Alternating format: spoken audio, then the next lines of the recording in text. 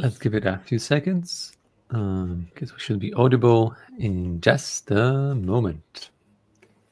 Yeah, I think we are just getting live, Pavel. So far, so good. How's the first day Yeah. going for you? Oh, so far so good. Okay, I can see some people joined already. Awesome. Yeah, we have a busy first day. We've been expecting the Microsoft announcement to be happening on Monday. There was some rumors. Actually, we've been we actually reached some info yesterday, and finally we see it online. So that's great that we have great info, the most actual for our audience.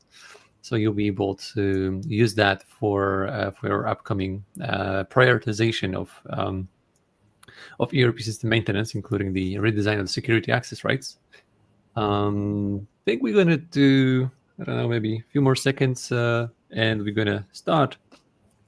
As always, please let us know over the chat if you can hear us well, if you can see us well. If all is good, we're gonna roll the ball and share with you some great stuff today.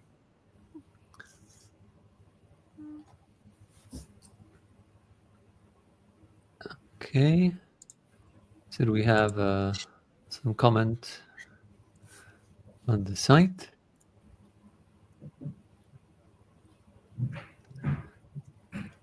Thank you, Rainer, for confirming.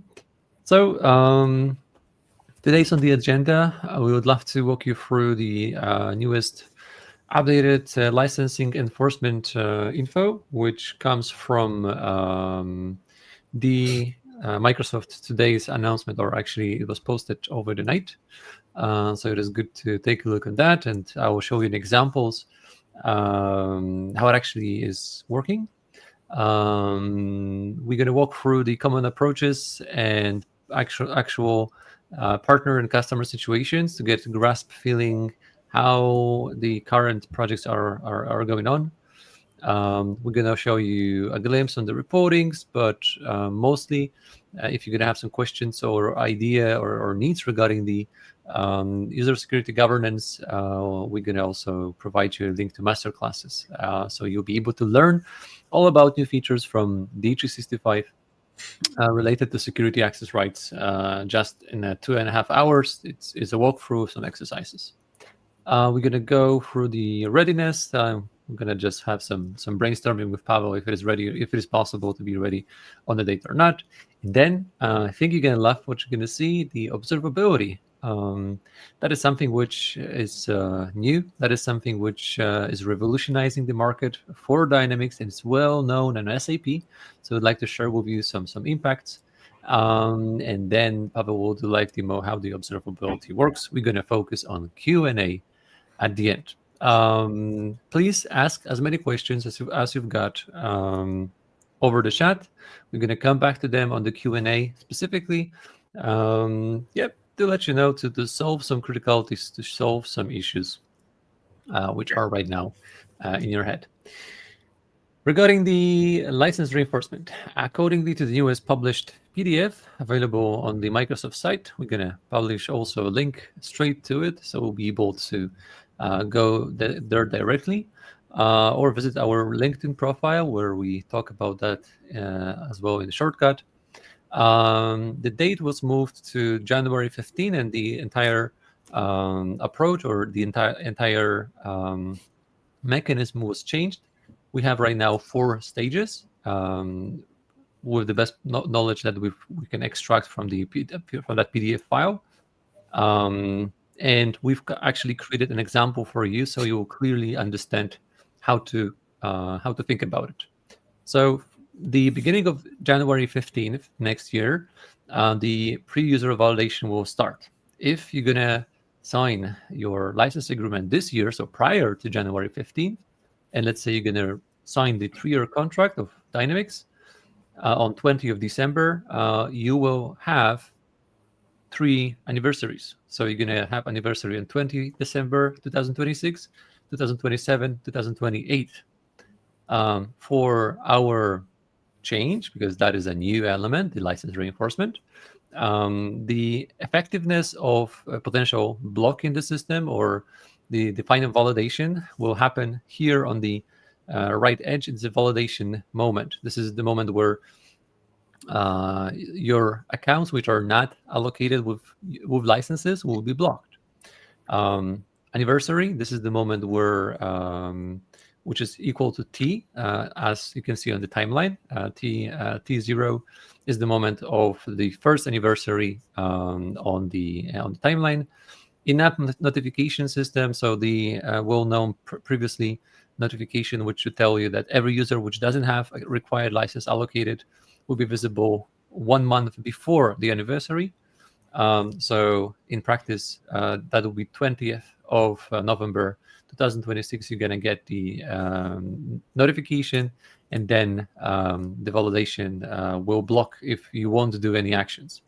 The renewal preparation, it's simply an idea from Microsoft. Hey guys, you need to take kind of a lot of time in that sense, 90 days at least, to take that project into assumption, prioritize, and execute.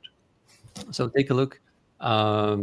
Majority of customers right now, if they will renew the licenses in 2026, considering 90 days coming from that, it's still uncomfortable. It's still high pace to get it.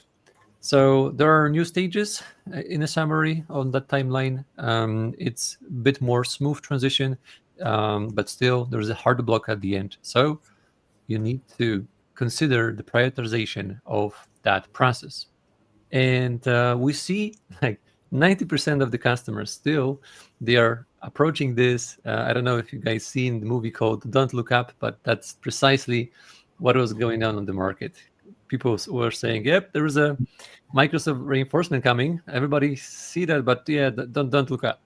And at the end of the day, that is the positive aspect, that you have additional few in edge case a few months, but still the project is time consuming. That project will chase you, and there you have to conduct this redesign of security access rights to get rules well selected, and applied to the user.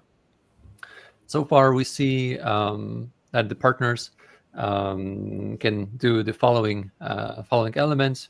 You know where you stand. You can prioritize your customers, your customer profiles when they have the renewal. So you can plan the priority to help the most those customers which are having the renewal in the upcoming months.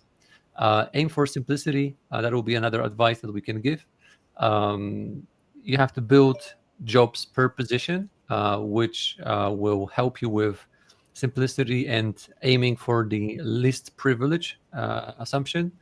It is good to aim for the most expensive job titles. So if you're going to go to HR and extract who is working in the system and allocate those numbers against users to see how many different people are working on those very typical roles like sales, procurement, warehouse, production controllers, you'll be able to build roles dedicated for positions, and with low-hanging fruits, downgrade the total cost of the ownership of the license from the licensing perspective. We would love to recommend this to do it over the UAT, and also validate with the users if they actually get what they wanted. We've seen plenty of projects where people were failing because they were testing on production and the production system was blocked due to insufficient security access rights. So even that we went through multiple fast track sessions where we talk about that, the specific design of the roles, which is new right now on the market, still there are some problems happening. So keep in mind that you need to do user acceptance testing before switching to production and validate your role before. And Pavel will talk about that on the observability perspective, but there are quicker ways how we can build access rights in Dynamics now using the observability and collect data how actually users are, what is the real usage of the security access rights in the system to get precise access rights, to get streamlined licenses. From the client perspective, from advices, it is good to have a dedicated person who is validating the licensing model, just to make sure that you will get one point of contact. Please also make sure that you are refreshing for each update of Dynamics your current licensing results, because every new version, every proactive quality update may have an impact on the licensing values. Microsoft is still playing around with parameter applied to the entry point. So today, a role might be a finance SCM. Tomorrow, it might be team member activity in a positive way or other way around, which will be a bummer, but you will need to think it twice. So when you've conducted the project already, please make sure that you're gonna recheck this every update before you will have the validation moment. User security governance is with us from 1043, and these functionalities are former executive automat security setup. There are some master classes recorded on that. There are some videos from Fast Track, so please review them and use this functionality to build the access rights for the license enforcement. That's our recommendation. That's a recommendation from Microsoft. That will be good to use, and it is very well proved on the market. Play with privileged user sessions. There are much more functionalities, not only those designed for security role build, but also there are some functionalities like a so-called firefighter. So you will also you will have a capability to build a role for firefighters and play and actually ask your partner from the client's perspective to use a privileged user sessions whenever they help you out in production. That is something which can be very valid. And again, for clients as an end customer, observability may revolutionize the way how you work with security, but also ongoing day by day of the support of the system. And last but not least, there is a report 306090, which we called in the system. That is a rule available in compliance, that whenever user is not logging in 30, 60, or 90 days, you perform some actions. So it is good to apply that rule. You can use that report to find out who is not logging in, because you can actually see plenty of accounts which are not used for a very long period in the system.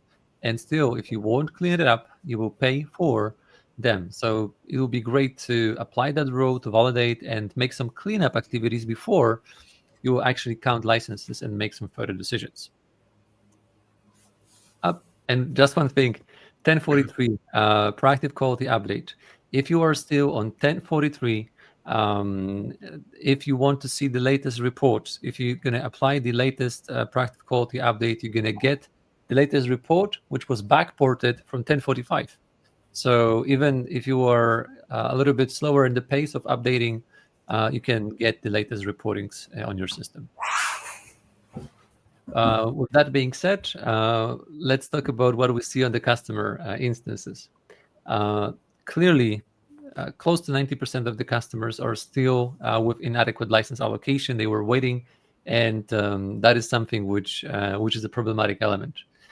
We've seen from point number 4, modification of system user row, or building one row which is allocated against every account in the organization, was one of the critical issues which was raising license costs across the entire organization. And that would be one element to focus on. If you have that approach, if you have this this element in your system, please make sure that you're gonna firstly redesign that and design that not based on standard privileges, but build custom privileges, or address those entry points which are making the high cost of that specific role. At the end of the day, the entry points is the key. The devil stays in the entry points. Enterprises are struggling with workload, and that is a very true statement, where you're going to think about a compliance. And from the compliance perspective, you need to build your security design following the least privilege rule. To do that, you would need to actually delocate all not used entry points, but that actually means that you need to do review of every singular role and process that role handles in the organization. And that specific process is doable with user security governance and the capabilities, but it is far from pragmatic approach. I mean, the compliance makes it expensive, but it is doable. We've seen some great discussions over customer sites where partner and customer was deciding or defining if it is actually even possible to get compliance state in Dynamics, and it is. It is proved on multiple areas, but you need to be aware that it will be time consuming for compliance customers.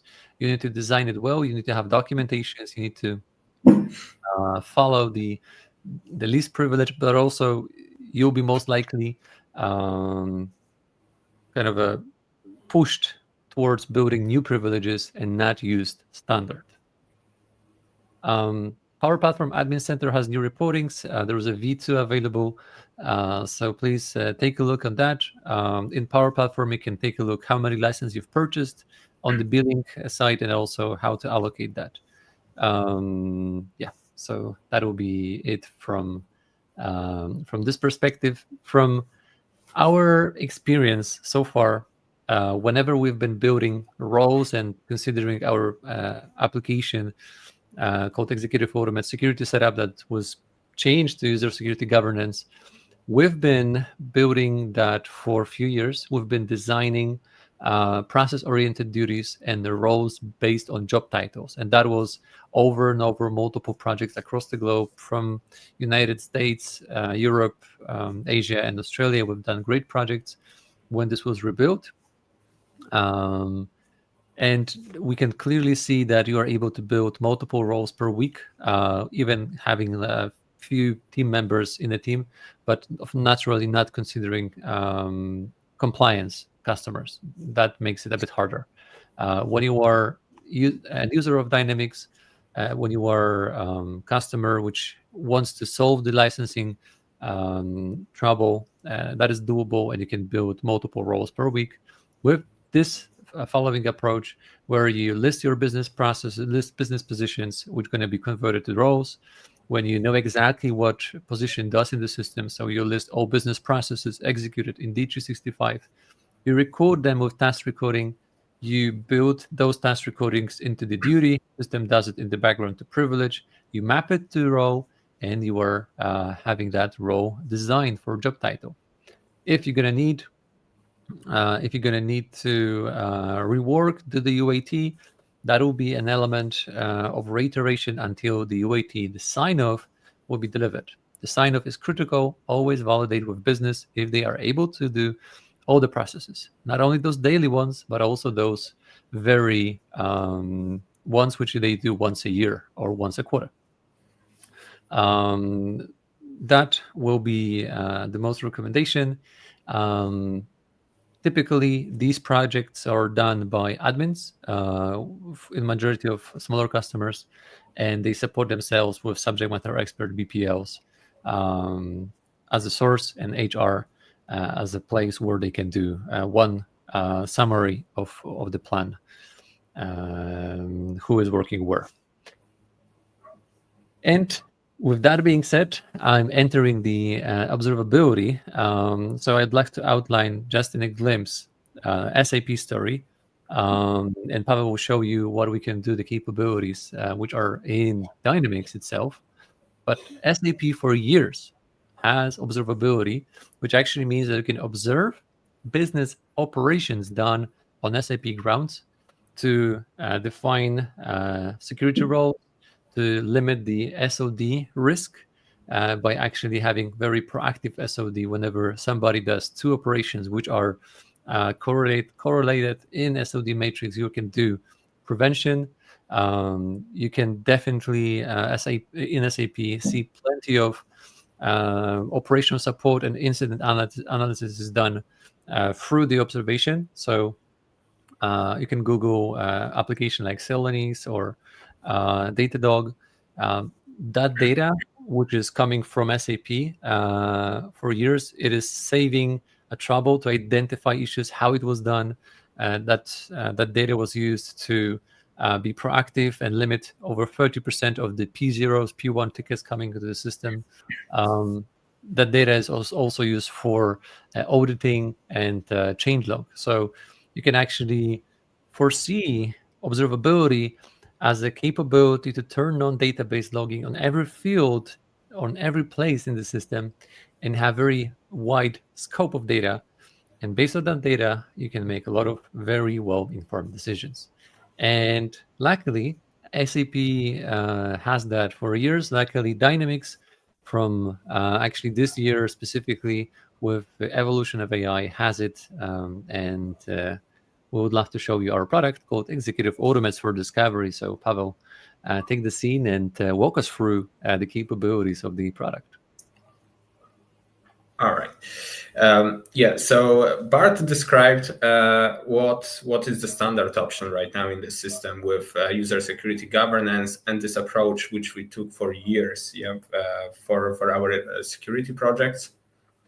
Right now, I want to describe a bit how it changes with observability, because in general, the goal is similar. We want to create specified, tailored roles for the users. But the biggest difference is that with observability, we can create those roles, those duties, based on actual usage of the system, not by recorded processes, not by the intuition or guessing or the documentation. Not with observability, we can build roles based on real behavior of the users in the system.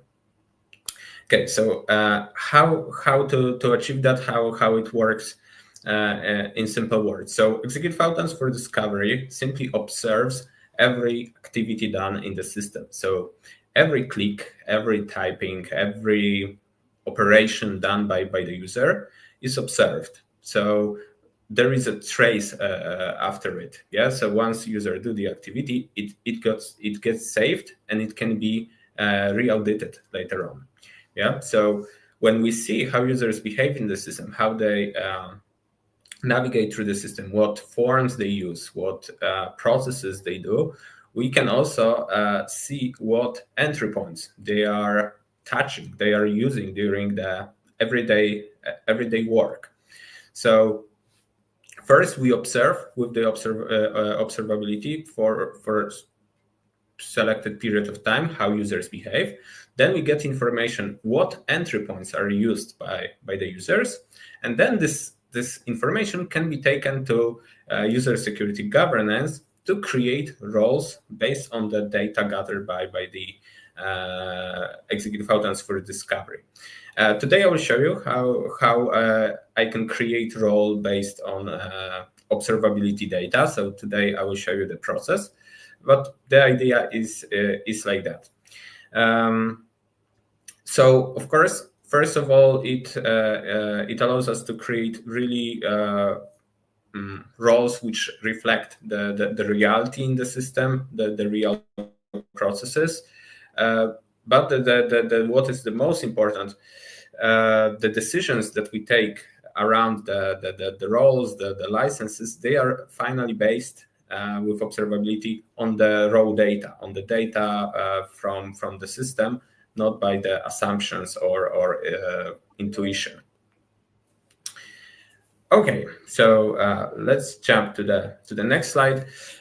So how the process looks, how we approach this. So first of all, the observability needs to be deployed to Dynamics environment. You can think about our observability application like the Google Analytics, but for Dynamics 365 working inside it. So the process starts with deploying the observability to the environment. Then, of course, some configuration it needs to be set. Our app can work with multiple environments, multiple legal entities. Of course, we can also decide which users we want to observe, which users should be observed, for how long as well. So all those things, they need to be decided, they need to be configured. And once we have everything set, we can start auditing the environment. So From the first day when the application starts working, you'll start seeing what people do, how they behave in the system, what things they click. So from the first day, we can start auditing first things. We believe that after 4 weeks, we have enough amount of data to start role creation, to do audit of our roles. But of course, some things, some roles, some analysis, they can be done even earlier. But like 1 month is like recommended timeline for observability to have enough data to create roles, to do audits.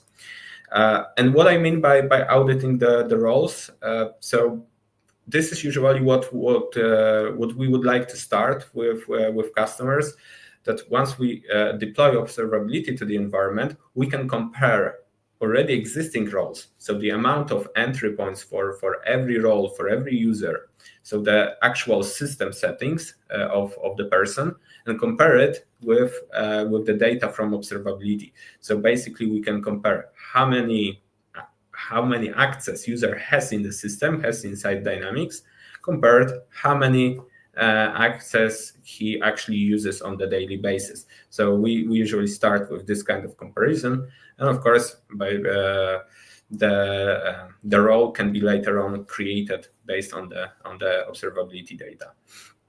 Yeah, so usually 4 weeks are enough, but of course, like with tools like that, the more data we get, the more accurate results we can present, we can get. Probably, I think the longest round right now is 18 months of the observations. It's the peak what we have from the length perspective, and I think the most active instance has 4,500 users. That's probably yes, something like that. Because creating roles is not the end of a story, right? Many customers they want to continue using observability for continuous integration. Continuous improvement, to find any frauds on the environment, find causes of errors, because if we see every activity, we can see which activities caused errors on the environments. But also any forms of audits or when we need deep knowledge of our environment, of our processes, then Discovery will have this data. Of course, today our topic is around security and licenses, but the executive autonomous for Discovery, the whole observability concept, can be used for other things. You can check our other webinars, other materials, how to use observability also for test automation and process optimization, because here we have also a big field where executive autonomous for Discovery can help. And all right, so by the announcement of Microsoft and the today's news about postponing or changing a bit this reinforcement, what do you think, Bart? Are companies now more ready for this once the change was announced? So far we see like multiple customers are just they had plenty of initiative up and running with P0. Let's say the most important for business will be growth, new rollout, new implementation process, and then plenty of occasions where you can't include another team to refocus or focus on licensing reinforcement. And as the material of security is new to partners, very often the partners will push that responsibility to customer, so they will do them on their own, do the roles on their own. That actually was leading to disaster in the long term. Now, I think with that new approach, still you have a little bit more time, but it doesn't matter. You can sleep like baby and forget about the topic. You need to plan and prioritize depending on your contract, depending on your partner, on your customer's contract. You need to prioritize how quickly you can assess and find the best way build your security roles. And right now, it's doable for every customer, unless you are you have that edge case of the beginning of January. Then still, it's a pretty pity to have such a few weeks to do it. But yeah, you need to have in-house team to make it happen. Yeah, even with observability, right? We require some time to watch the users, then Yep. some analysis are still needed. So even with observability, this takes time. Yeah, this is not easy task. The whole security and licenses is quite complicated topic. It would be this a true sentence that there was a hard stop, hard date from Microsoft till now, this first of November. But right now it would be a bit more flexible. Clients will have own deadlines for it, depending on the renewal dates, right? It is still a true statement that there is a hard stop on your roadmap on the deployment of the role. So still, you might face a moment where inevitably you will lose access unless you're going to allocate the role. So think about that. Not a hard stop for everyone, like a hard stop based on the renewal date. Yeah. Exactly. So that, as you were mentioning, will make the transmission smooth. So you'll be able to more likely or in much better condition to go for that project and have more time to make it right once and not repeat every anniversary. That might be a problem. You have to do it once and you have to keep it up through all the additional rollouts. So that's a pretty challenging task to be done. Right. Yeah, so we encourage you to check how observability works. In a second, I will show you this in practice. So we believe that with observability, things are going much faster. So you can be more safe with observability. We can say for sure, because it's faster and gives you the raw data, not guessing. All right, so let's before we jump to the tool. What are the impacts and opportunities in general with observability? So data-driven decisions, we already mentioned that decisions are made on the real usage of the system, not assumptions. Faster license optimization. So first of all, we start with the roles. Building tailored roles, building the specified roles makes this whole license optimizations much easier, and we can get better results, better reductions on it. So for sure, the license optimization is much easier, but that's not this only case. It is also much faster with the observability. Role redesign made simple. So you can also track changes on how users behave on the system. If you build minimal roles and something is missing for the user, you can quickly adjust this with user security governance. You get everything from observability. So this doesn't require you to take your users out of the work. You got everything in observability, and with USG you can also maintain your role, tailor them to the final shape. Audit readiness, ISO, SOX, evidence from tracked sessions. So of course, every activity stays saved within executive outcomes for discovery. So even after a period of time, you can still revisit the data. You can audit it. And because we track every activity, then we can also say we track data on the transaction level. So any posted invoice, any created purchase order can be tracked, can be analyzed after even periods of time. So you get the data, and this data is saved, so you can always audit it even after some time. Improved security and SOD analysis. So observability allows you to find conflicts earlier. our application got also functionality called alerts, which can alert us when on email or within the application on the specific actions taken by the user. So you can set up some alerts that will send you an email if user will do XYZ in the system. So you can also build alerts based on the conflicts from segregation of duties. So if there would be a conflict, you can get alerted about it. Yeah, business continuity, reduce risk of access issues during updates. So once you build the roles based on observability, you build them very narrow, very specialized. So of course, this itself reduces the risk of any issues, any data breaks, any frauds on the environment.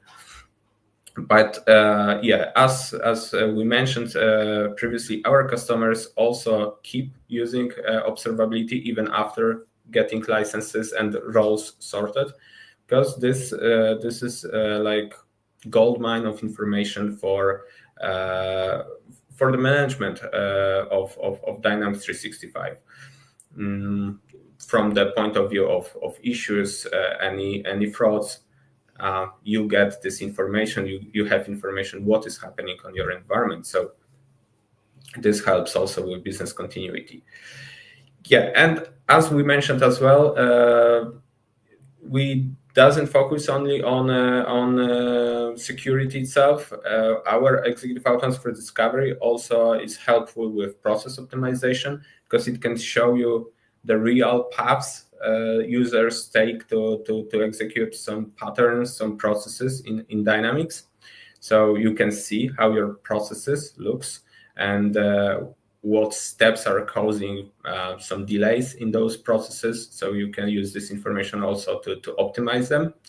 But at the top of it, also the patterns which we identify with few clicks, they can be also turned into real automated scripts, automated tests that you can use for your regression testing or smoke testing. So yeah, please check on our website, on our materials, more information around test automation and process optimization if this is something interesting for you. All right then, so let's now jump into the application. So the plan is to show you how activities looks, how observability looks, what is gathered by that, and also to generate role based on entry points, which I will discover for my user. All right, so let me just share the screen to the stage. All right, should be visible now. And we are in executive automates for discovery. So the application is web-based, as you can see, but it also has a layer which works directly inside Dynamics system, and this layer tracks what users do and sends this information here to the web app. All right, so what is gathered by the observability? So to see what data we gather, I will open events, and here we have activities. So activities contains the place. This is the place where we can simply display every activity of our users. Of course, we have plenty options to filter out even single specific activity, but for now, I will just use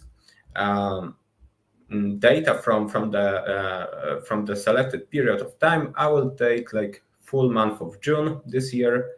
So once I press on the search, I can display list of every activity that users did during this month on my environment. So here I can see every click, every typing, everything that users did is saved. So for instance, I can see that user type, value telephone, somewhere. So user test 1 in this case, I can see that on the 3rd of June, he typed the value. So let's take a look on more information about this activity. For every activity, we can see that. So first of all, I can see where this user was, on which company it was, on which legal entity, and also which forms he was using. So right now, I know for sure that he was typing telephone for the address for the customer, because I can see that he was using the customer table form.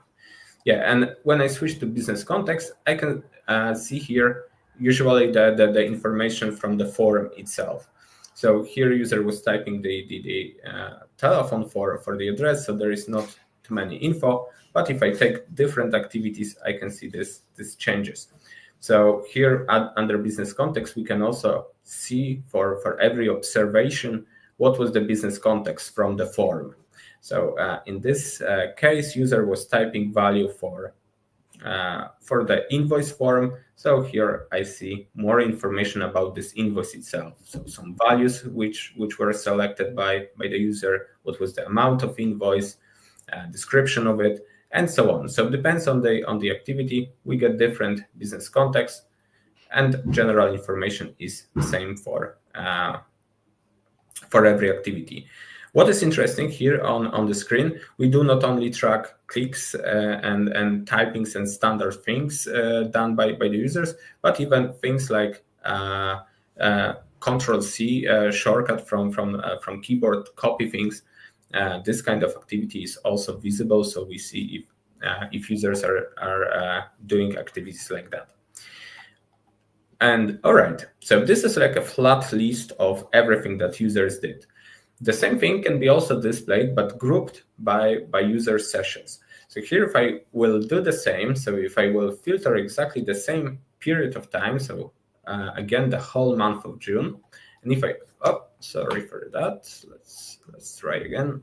Let's search again, sorry. So once I search, I can search for the activities, but grouped into the full sessions of users.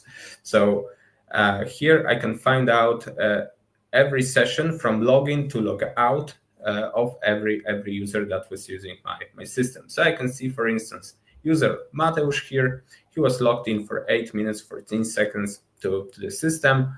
So let's open his session to see what he was doing at that time.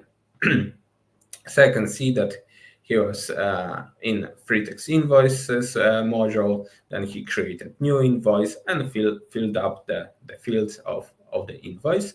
So this screen shows me activities as well, but grouped into the user sessions.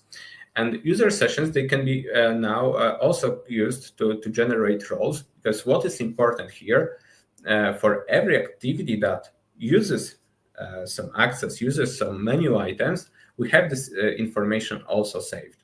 So here, my activity to go to all free text invoice module, when user took this action, he also used cast free invoice list page entry point. So the entry point that gives access to all free text invoices, all free text invoice table.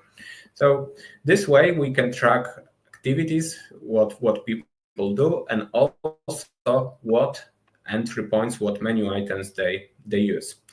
So right now, if I would like to create a role, let's say for the same user, so also for this Mateusz user, based on his observability, I can jump to the reports. And under report, we have already dedicated report to create roles. So let's open it. And here, very simple thing, I can filter my user, which I'm working on. And let's take a period of time. Maybe I will take full month of June, but also the July. So I will filter 2 months of activities of this particular user, of this particular person. So here I will see every entry point that was related to the activities of my user from the selected period. So here I see list of every access that my user used during 2 months period. Right. So getting this information is the first thing. What is important as well, we see what kind of activities were done on each entry point. This is important from license point of view, because entry point and also activities done on entry point, they define what kind of license at the end role will need this entry point require. So here we get the data. So now this data can be exported. So I will export it as a file, and I will use CSV format. So it creates like a Excel file with all the entry points gathered from the period. And now to generate new role, I will simply use user security governance module, which is already inside Dynamics. So let's navigate to the module, system administration, and security process role maintain under security governance. This is the place where we can generate new roles based on the task recordings in a standard. But here we can also reuse data taken from our observability. So here on the left side, I have some positions, some roles already created. Of course, like mentioned, from the standard point of view, here we can use task recorded processes to get information about entry points. But I will do it differently. I will use my observability data. So let's create new position. I don't remember exactly which position Mateusz is, but let's say he is business analysis.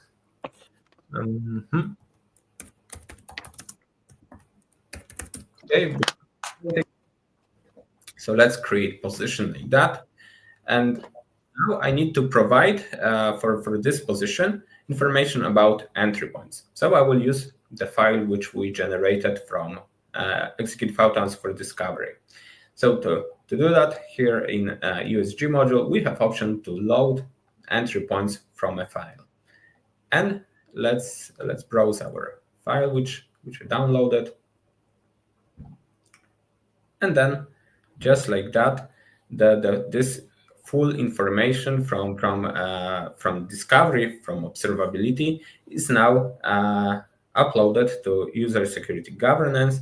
So here I will see every entry point which user used during 2 months period. So in my case, this is 30 entry points. So not too many. Yeah, and the next step for me right now is to think about this role. Of course, we can split those entry points into different privileges, into different duties. For today's session, I will create a new duty which will cover the full scope of entry points. But of course, you have options to also create multiple privileges or duties by splitting data from discovery. Okay, so let's create new duty. I will name it as a business analytic, and with today's date, that will work. So once I press OK, it will create new duty.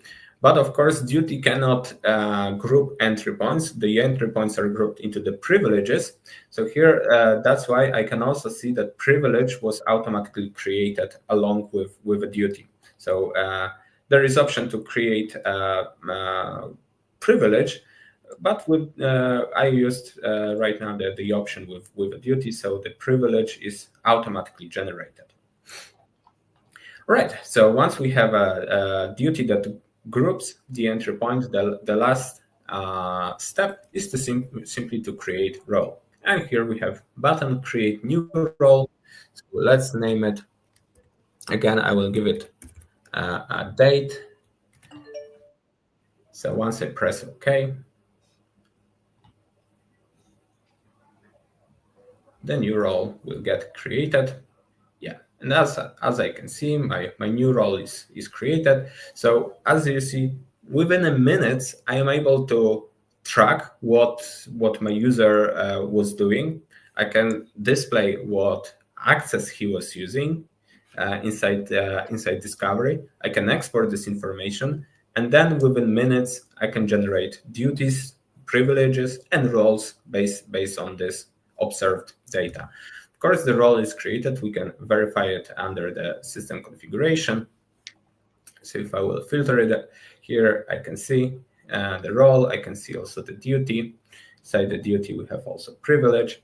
So everything is as expected. Of course, menu items are inside the duty as well. All right, so that would be all for the live demo session. Please, if you have any questions to that part, post them on the chat. So let me just bring back the PowerPoint, and yeah, let's jump to the Q&A session. I didn't check the chat if we got anything from the questions.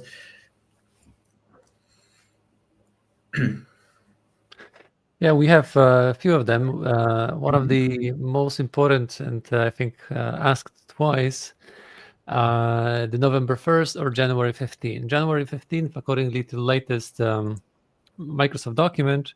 And I will send you here on the chat the PDF, which explains that in detail, so you can browse it and see more examples, why and what are the prerequisites, and your grace period explanation. It's worth to take a few minutes to walk through that. What else we can see here? We have... I can see question if we can... okay. Multiple roles, privacy, SCM. Yeah, so Microsoft is still waiting for or working on roles itself, or actually entry points. So even if right now you have SCM and attachment, it might be changed soon. So make sure that you're gonna refresh on 1043 or update it to 1045. What is the latest version of your app? We have auditing period. Indeed, as Pavel was mentioning, it can be listed continuously for a year plus. So we can have year data of observations for your application. Yeah, and 4 weeks is like optimal time to get enough data to start using this data. Yeah, for test automation, for the roles. So that's why we have this 4 weeks. Of course, some things can be done earlier, but this is like optimum, the minimum optimum time for us. But of course, you can get get the observability for years. So no problem in that. Exactly. It just comes from the pace and how many business processes are done over a month or a year time with the frequency. So we have here also how to identify licenses with requirement.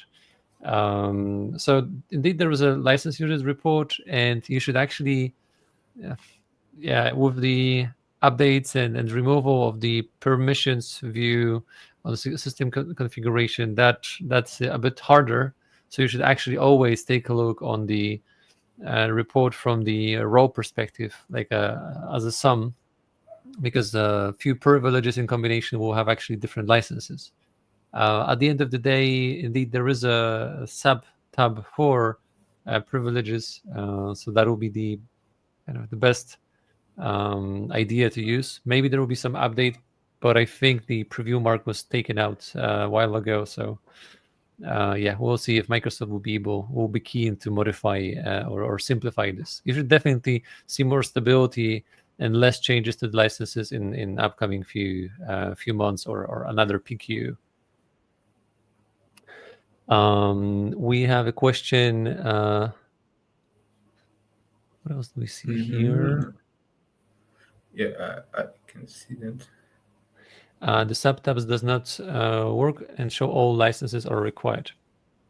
True, there are some downsides of that report, but Mark, if you have some, there is a jammer site where you can where we can place your feedback, and we'll see if Microsoft will pick it up to solve the license reporting. Right now, we have to kind of foresee that through most likely for the role level or actually from the user level. There is a definitely that there will be more custom reports available on the market, which can solve that issue because it's doable.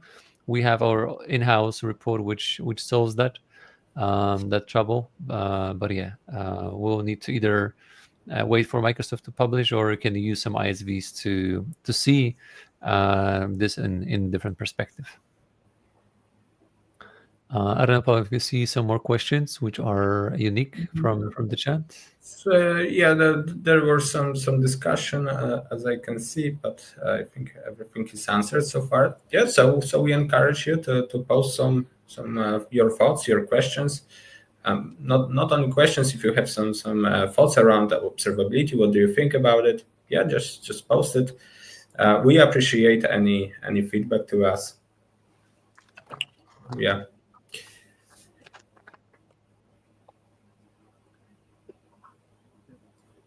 Sounds good. I think in the meantime we can show the QR code for our booth, and if there will be some questions, we can just follow back to that. Yeah, so we can fall back to the previous slide with the questions. So here, the first QR code that we have here is for our masterclass. So this is a set of training videos about security licenses and new user security governance module. So feel free to scan the code and take a look on it. It was taken by Bartosz, so very, very good stuff. So let's wait for a second with it. And there is the next one. We are going to be present on North America Community Summit this year in Orlando. So we will have a booth there. By scanning this QR code, you can get in touch with us to book up a meeting. We can meet up earlier before the event, or we can also arrange something to meet up directly during the event. So if you would be interested in talking with us in person as well, you can connect to us, and we can arrange the meetings there. Okay. There are some interesting comments on the chat. I see Ed Overend. Thank you so much for sharing this edge case. Indeed, I've came across something like that on the license report. The question might be if you also not only use multiple legal entities, but also you have intro ID groups. That's well-known issue with licensing. But 97 users, only 15 are shown on the license report. Definitely, that is the clunkiness which I think should be solved pretty soon. And with the date moved, it will be easier to Microsoft to deal with that specifics. We have a question from David Ross regarding the observation data storage. Pavel, you want to take this one? Yeah, sure. So data is stored in on the machine with the whole application. So we do not use any Dynamics database. Sometimes we got questions around it. No, we have our own database, which is installed along with the whole application. We have some changes going on in terms of infrastructure, but so far we install this application on the customer's machine. So customers, they prepare own machines where we simply install the application, and all the data is stored there, and it's stored on your machine. So we do not hold the customer data. It is always on the customer side. Exactly. Okay, I think that was probably the last question. So thank you so much, everybody, for your attention. Thank you so much for being with us till the end. Is there going to be some questions regarding licensing? Observability will be more than happy to provide you answers either now, over the emails, LinkedIn, but also we'll be more than happy to do it over Orlando Summit. That will be the 10th one of which we are attempting. So our decade of being on Microsoft Summits. Thank you so much for today, and stay tuned for more. Thank you, Pavel. Thanks, Bart.